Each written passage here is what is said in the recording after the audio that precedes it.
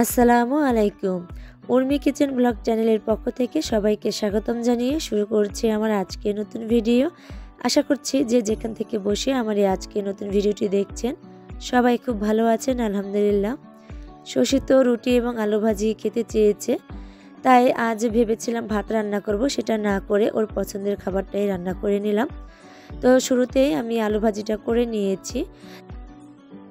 তার আগে আমি আটা সেদ্ধ করে মথে নিয়েছি আর এক এক করে রুটিগুলো বেলে নিচ্ছি আর এখন ছেঁকে নিচ্ছি। আলু ভাজি তো হয়ে গেছে, পাশের চুলায় রেখে দিয়েছি। সকালবেলার কাজগুলো কমপ্লিট করেছি। গরুর খামারে গিয়েছি, কবুতরের খামারে গিয়েছি, হাঁস মুরগিগুলোকে ছেড়ে দিয়েছি। ওখানে কিন্তু আমার অনেক সময় পার হয়ে যায়। তারপর রান্নাঘরে চলে আসি রান্নাবান্না করার জন্য। ঘরটা তো ঐশী যখন ঘুম থেকে ওঠে তখন ও একটু গুছিয়ে নেয়, সেটা আর আপনাদের সঙ্গে শেয়ার করতে পারি না। আমি যা যা কাজ করি সেটা একটু শেয়ার করার চেষ্টা করি। আর অফ ক্যামেরায় তো অনেক কাজ করে নিই, সব কাজ বাজ তো আর ক্যামেরা বন্দি করা যায় না, সবসময় তো আর ক্যামেরা অন করা যায় না।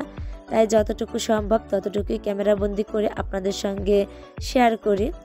অনেক আপুরাই আমাকে খুব সুন্দর সুন্দর করে কমেন্ট করেন, তো প্রত্যেকটা আপুকেই আমি অসংখ্য ধন্যবাদ জানাচ্ছি। আপনাদের সুন্দর সুন্দর কমেন্ট পেয়ে আমার ভিডিও করার আগ্রহটা আরও বেড়ে যায়। তাই আমি আমার সকল আপু ভাইয়াদেরকে আবারও ধন্যবাদ জানাচ্ছি। সবাই আমার পাশে এভাবেই থেকে যাবেন, কারণ আপনাদের সাপোর্ট ছাড়া আমি সামনের পথে কিন্তু এগিয়ে যেতে পারবো না। আপনারা আমার পাশে আছেন বলেই কিন্তু আমি আজ এই পর্যন্ত এসেছি। আমি কিন্তু হাল ছেড়ে দেইনি। আমার চ্যানেলটাকে আমি এখন দাঁড় করিয়েছি অনেক কষ্টের পর। যদিও আমি তেমন একটা সময় দিতে পারিনি এই চ্যানেলটায়, তারপরও কখনো ভাবিনি যে আমি আমার চ্যানেলটাকে সফলতা অর্জন করতে পারবো। তো যাই হোক, আপনাদের সাথে কথা বলতে বলতে আমি কিন্তু আমার রুটিগুলো বানিয়ে নিচ্ছি। আর কিছু রুটি ফুলেছে, কিছু রুটি কিন্তু ফুলেনি। তো এই রুটিটা খুব সুন্দর ফুলেছে। এরই মধ্যে শশী কিন্তু মুখ হাত ধুয়ে চলে এসেছে। এখনও বলছে আম্মু আমি এখানেই কিছু খেয়ে নেব। তো বললাম যে খাও গরম গরম। আর গ্রামের বাড়িতে বেশিরভাগ কিন্তু চুলার পাড়েই কিন্তু গরম গরম বেশিরভাগ নাস্তা করা হয়, ঘর পর্যন্ত যাওয়া হয় না। শীতের সময়টা বেশিরভাগ এমনটা হয়। তো আমার দেবর তো এখন বিদেশে, তো ও যখন বাড়িতে থাকে তখন আমার ছোটো যা সকালের নাস্তা যখন বানাতো তখন ও কিন্তু চুলার পাড়ে বসে গরম গরম খেয়ে নিত আর আমরাও দুষ্টুমি করতাম। তো এখন কিন্তু ওকে খুব মিস করি, আরও ফোনে প্রতিদিন ফোন করে কথা বলি ওর সঙ্গে। তো সবাই আমার দেবরের জন্য দোয়া করবেন যেন ও ভালো থাকে এবং সুস্থ থাকে। তো আপনাদের সঙ্গে কথা বলতে বলতে রুটিগুলো আমি ভেজে নিয়েছি, 2টা পরোটা বানিয়ে দিয়েছি শশীকে, ও তো আলু ভাজি দেখে নিচ্ছে। আর এখন আমার যেহেতু 2টা মুরগিতে ডিম দিচ্ছে, তো সেখান থেকেই আমি 3টা ডিম নিয়েছি। শশী বলছিল একবার যে সেদ্ধ করে খাবে, তো আমি বলছিলাম তাহলে তোমারটাই গ্যাসের চুলায় সেদ্ধ করে নাও, আমরা এখানে ডিম ভেজে তারপরে খাবো রুটির সঙ্গে, তাহলে খেতে ভালো লাগবে। তো বললো যে ঠিক আছে তাহলে আমাকেও ভেজে দাও। তাই 3 জনের জন্য 3টা ডিম ভেজে নিচ্ছি আর ওকে ওর পছন্দ মতন করেই ভেজে দিচ্ছি। দেখুন আমি একটু সাদা করেই ভেজে নিচ্ছি, তারপরে বলো যে একটু লাল করে ভেজে দাও, তারপর একটু লাল করে ভেজে দিয়েছি। আর এখন আমার জন্য এবং ঐশীর জন্য ভেজে নিচ্ছি। ভিডিওর এই পর্যায়ে এসে যারা লাইক দিতে ভুলে গেছেন অথচ ভিডিওটি দেখছেন, প্লিজ ছোট করে একটা লাইক দিয়ে দেবেন। আর আমার চ্যানেলটিকে যারা এখনও সাবস্ক্রাইব করেননি, আমার আজকের ভিডিওটির কোনো অংশ ভালো লেগে গেলে সাবস্ক্রাইব করে পাশে থাকার বেল আইকনের অল অপশনটি প্রেস করে আমার পাশেই থেকে যাবেন। সকালে কিন্তু শীত লাগে, তারপরেও কিন্তু সোয়েটার পরি না।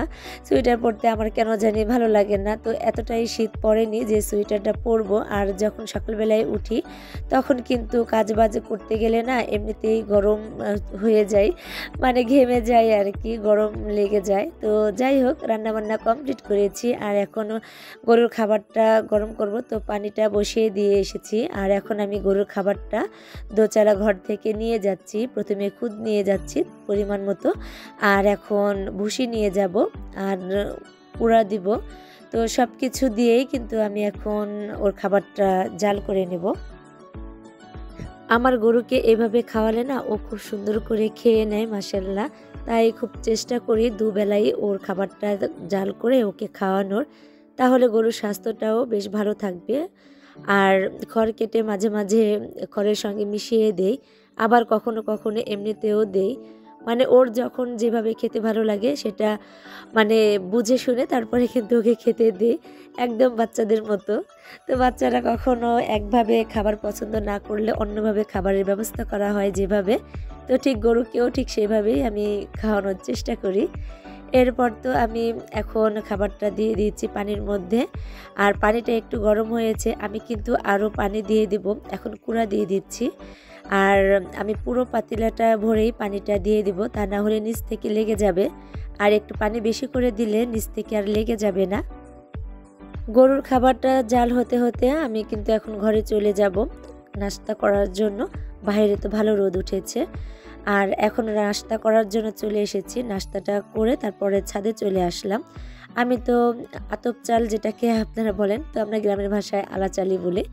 তো আলা চাল ভাঙানোর জন্য যে ধানটা রোদে দিয়েছি সেটাই এখন রোদে দিয়ে দেব। গতকালকে তো আমি রোদ দিয়েছি, এক রোদে তো আর হবে না, তাই কয়েকটা রোদ দিয়ে তারপরে ভাঙিয়ে নেব। তো আজ যেহেতু রোদ দেব, আগামীকাল রোদ দেব কিনা সেটা দেখি, যদি আজ হয়ে যায় তাহলে আর আগামীকাল আর রোদ দিতে হবে না। তো ভাবছি যে আজকে রোদ হয়ে যাক আর আগামীকালকে রোদ দিয়ে তারপরে তুলে নেব, তাহলে খুব সুন্দর মতনই হয়ে থাকবে। এরপর তো আমি তেজপাতাগুলো তুলে নিইনি, তো আরেকটা রোদ দিয়ে ভালো করে শুকিয়ে তারপরে আমি তুলে নেব। আর এখন যে ধানগুলো আমি এখানে রেখেছিলাম এক জায়গায় করে, তো এই ধানগুলো এখন চারদিক থেকে ছড়িয়ে দিয়ে তারপরে আমি এখন নেড়ে দেব। অফ ক্যামেরায় আমি কিন্তু গরুকে খেতে দিয়েছি। আমার নাস্তা করার পরে কিন্তু আমি গরুকে খাইয়ে তারপরে কিন্তু চলে এসেছিলাম ছাদে। তো ছাদের এই কাজ কমপ্লিট করার পর আমার নিচে কিছু কাজ আছে, তো সেই কাজগুলো আমি কমপ্লিট করে নেব। আজকেও আমার কথা বলতে কষ্ট হয়ে যাচ্ছে। আজ আবার নদীতে গিয়েছিলাম গোসল করার জন্য ভাবির সাথে। তো গোসল করতে গিয়ে না আমার ঠান্ডার সমস্যাটা বেড়ে গেছে, যেহেতু আমি ঘরে কলের পানি দিয়ে গোসল করি। তো নদীর পাড়ে গোসল করতে গিয়ে আমার এত ঠান্ডা লেগেছে, এখন কথাই বলতে পারছি না। কেন জানি মানে দম দিতে পারি না, নিঃশ্বাস বন্ধ হয়ে আসছে এমনটাই মনে হচ্ছে। তারপরও চেষ্টা করছি সবসময় যেভাবে ভালোভাবে ভয়েস দেওয়ার জন্য ঠিক সেভাবে ভয়েসটা দেই। তারপরও অনেকটা সময় নিয়েই কিন্তু একটু ভয়েসটা দিতে হয়, যেন আপনাদের শুনতে অসুবিধে না হয়। তো যাই হোক, সবাই দোয়া করবেন যেন সুস্থ থাকি। তো আমার যেহেতু ঠান্ডার সমস্যা, তারপরও কিন্তু ঠান্ডা কিন্তু ধরতেই হয়। গ্রামের বাড়িতে যেহেতু সব কাজ বাজ করতে হয় কখনো ঠান্ডা পানি দিয়ে, কারণ গরম পানি কোথা থেকে পাবো। তো ঢাকা শহরেও কিন্তু গরম পানি নেই, তারপরেও কিন্তু রান্নাঘরের চুলায় কিন্তু গরম পানি করে, ওখানে তো আবার জায়গা থেকে জায়গায় গরম করে গ্যাসের চুলা অন করলেই কিন্তু গরম পানি করে আমরা কাজ বাজ যখন করতাম।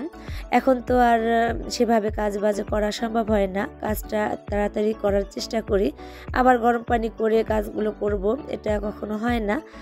মানে ঢাকায় যখন বাসা নিয়েছিলাম তখনকার মানে নিয়মটা ছিল আলাদা, আর এখনকার নিয়ম হচ্ছে আলাদা। তো সব মিলিয়ে একটু অন্যরকম ভাবেই আর কি কাজগুলো করতে হচ্ছে। তো যাই হোক, ছাদের কাজবাজ কমপ্লিট করে এখন আমি দুপুরে রান্না করার জন্য কিছু সবজি তুলে নেব। তো প্রতিবেশী একজন এসেছে লাউয়ের পাতা নেওয়ার জন্য, তো কিছু লাউয়ের পাতা তাকে দেব। তো জাহেদাকে বললাম যে ওই পাশ থেকে তুমি তুলে নাও, আর আমি করলাগুলো তুলে নিচ্ছি। তো করলাগুলো আমি কিছু তুলে নেব রান্না করার জন্য। অনেক দিন হয়েছে গাছের করলা খাওয়া হয় না, তাই ভাবলাম যে আজ করলা ভাজি করব আর মাছ ভুনা করে নেব। আর লাউ যদি বড় থাকতো তাহলে লাউ দিয়ে ঝোল করে নিতে পারতাম, যেহেতু লাউটা বড় নেই। মাঝখানে যে লাউটা দেখছেন এই লাউটা আবার জাহেদা নিতে চেয়েছে, তাই ওর জন্য রেখে দিয়েছি। আর জাহেদার ওখানে যে লাউটা আছে সেটা আবার একজন পছন্দ করে রেখে গেছে, তাকে আবার দিতে হবে। তো যাই হোক, কেউ আসলে পরে নিষেধ করতে পারি না। তো ভাতের চালটা দিয়ে দিয়েছি আর রান্নাবান্না শুরু করে দিয়েছি। যেহেতু চুলায় আমার এখানে কড়াইতে রোদের আলো পড়েছে, ক্যামেরায় ভালো আসছে না, তাই ওভাবে আর রান্নাবান্না শেয়ার করতে পারিনি। দুপুরে রান্নাবান্না শেষ করে বিকেলের অনেক কাজ বাজ করে নিয়েছি, আজ আর সেগুলো শেয়ার করলাম না। আর দুপুরে শুধু করলা ভাজি আর মাছ ভুনা করে নিয়েছি। এরপর রাতের বেলায় মাগরিবের পর শশীকে নিয়ে প্রাইভেট পড়াতে চলে গেলাম। তো শশীকে নিয়ে প্রাইভেট পড়াতে চলে এসেছি, আর এখানে আপনাদের কাছ থেকে বিদায় নিয়ে নেব, কারণ আমি এখন আর কথা বলতে পারছি না। তো সবাই ভালো থাকবেন, সুস্থ থাকবেন। আজ এ পর্যন্ত, আসসালামু আলাইকুম।